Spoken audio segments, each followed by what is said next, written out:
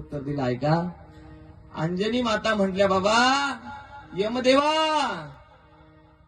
मी ज्याच्या संगतीत राहते, जो माझा मुलगा आहे, मी ज्याच्या संगतीत राहते, त्याच्या कंठामध्ये प्रभू रामचंद्रांचं नाव आहे आणि ते या पाशाचं पाणी करतं, मी नाही. बघा किती गोड उत्तर दिलं. मग ऐका ना महाराज, तुम्हाला नक्की म्हणायचं काय आहे? वेळ कमी राहिलाय, पटापट सांगा. ऐका, तुकोबरायांचं सुद्धा तेच म्हणणं आहे. तुकोबरायांचं सुद्धा तेच म्हणणं आहे.